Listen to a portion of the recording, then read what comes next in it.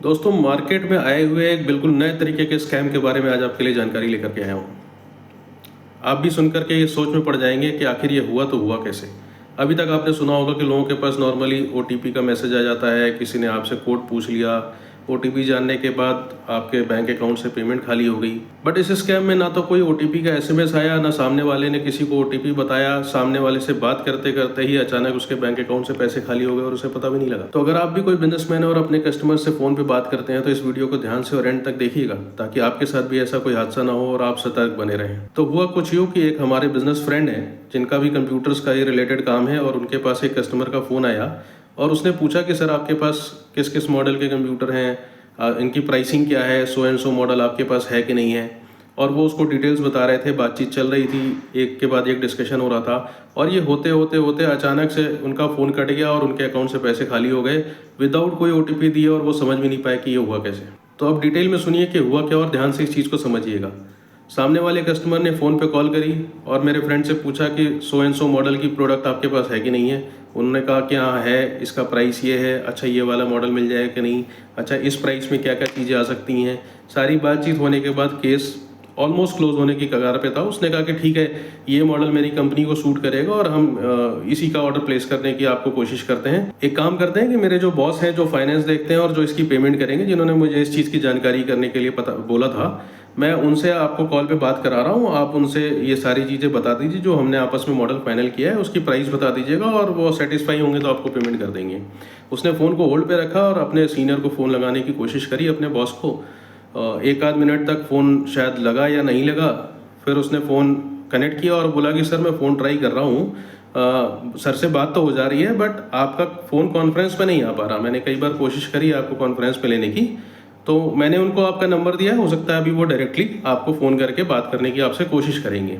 जब तक ये बात चली रही थी, जब तक मेरे फ्रेंड के फ़ोन पे किसी दूसरे नंबर से कॉल आने लगी।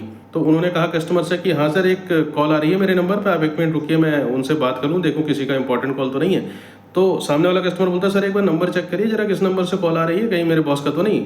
उन्होंने नंबर बताया और बोला हाँ सर, वो मिस्टर विनय का ही फ़ोन है, आप कॉल उठाइए और एक काम करिए, कॉल मेरी तुरंत उनसे कॉन्फ्रेंस करा दीजिए, तो मैं और आप डिटेल्स उनसे मिल करके डिस्कस कर लेते हैं।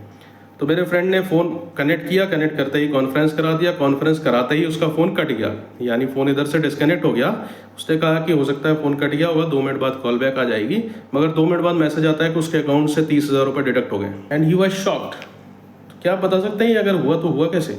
तो जब इसकी डिटेल तहकीकात करी गई और इसकी डेप्थ में जाया गया तो पता ये लगा दोस्तों कि आजकल कुछ केसेस ऐसे हो रहे हैं जहां पर अगर हम कोई ऑनलाइन ट्रांजैक्शन पोस्ट करते हैं तो उसका जो ओटीपी है वो मैसेज में ना आकर के वॉइस कॉल के थ्रू आपके पास आता है। आपने भी कभी कभी ये देखा होगा कि बैंक की आपके पास वॉइस कॉल आती है जिसमें आपको ओटीपी बैंक वाले बताते हैं, यानी जो आईवीआर है उधर से ओटीपी बताता है। यहाँ पर क्या हुआ कि जब कस्टमर आपसे बातचीत कर रहा था तो बातचीत के दौरान उसने एक ऑर्डर प्लेस किया, उस ऑर्डर में आपका नंबर डाला गया।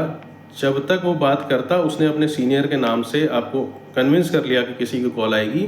सामने वाली जो कॉल आ रही थी वो ओटीपी की कॉल थी। जैसे ही आपने ओटीपी को कॉल उससे मर्ज करी, आप कॉल से डिस्कनेक्ट हो गए, उसने ओटीपी प्लेस कर दी और पेमेंट आपके अकाउंट से डिडक्ट हो गई और आप समझ भी नहीं पाए कि ये हुआ क्या। तो ये साइबर क्राइम वाले जो लुटेरे हैं वो रोज़ इतने शातित होते जा रहे हैं कि वो रोज़ नए नई तरकीबें ढूंढते हैं आपको नुकसान पहुंचाने की, आपकी हार्ड अर्न्ड मनी को आपसे लूटने की। तो आज समय है हम सभी के जागरूक होने का, और इस समस्या से बचने का सिर्फ और सिर्फ एक ही इलाज है, वो है अवेयरनेस। बिना जागरूकता के और कोई समस्या का समाधान नहीं है। आज ज़रूरत है कि इस तरह के जो भी इन्फॉर्मेशंस आपके पास आएँ, अगर आपके पास भी ऐसा कोई केस हुआ हो, कभी आपके मिलने वालों के साथ कोई हादसा हुआ हो, तो कमेंट सेक्शन में हम तक ये जानकारी ज़रूर पहुंचाइएगा, ताकि अगर हमें वो चीज़ सही लगती है तो हम बाकी लोगों को अपने माध्यम के द्वारा वो बताने की कोशिश करेंगे और लोगों को जागरूक करेंगे। और आपका फ़र्ज़ ये बनता है कि आज की दी हुई जानकारी आप भी ज़्यादा से ज़्यादा लोगों तक पहुँचाएँ, ताकि आप जितने ज़्यादा लोगों को ये वीडियो शेयर करेंगे और उन तक ये जानकारी पहुँचाएंगे, उतना ही बेनिफिट होगा आपके मित्रों, आपके रिश्तेदारों, आपके जानने वालों का। हम और आप में से कोई भी नहीं चाहेगा कि किसी की हार्ड एंड मनी इस तरीके से कोई आकर के 2 मिनट के अंदर बेवकूफ़ बना करके ले जाए और वो बेचारा परेशान होता रहे। इसलिए मैंने इन्फॉर्मेशन पहुंचा करके अपना फ़र्ज़ अदा किया। अब आपकी बारी है इस इन्फॉर्मेशन को ज़्यादा लोगों तक पहुंचाने की और देश के हित में थोड़ा सा योगदान करने की। अगर इस तरह की जानकारियाँ पसंद आए तो हमें फॉलो और सब्सक्राइब जरूर कर लीजिएगा। वीडियो अच्छी लगी हो तो लाइक करिएगा। मिलते हैं फिर किसी नए वीडियो में, तब तक के लिए जय हिंद, जय भारत।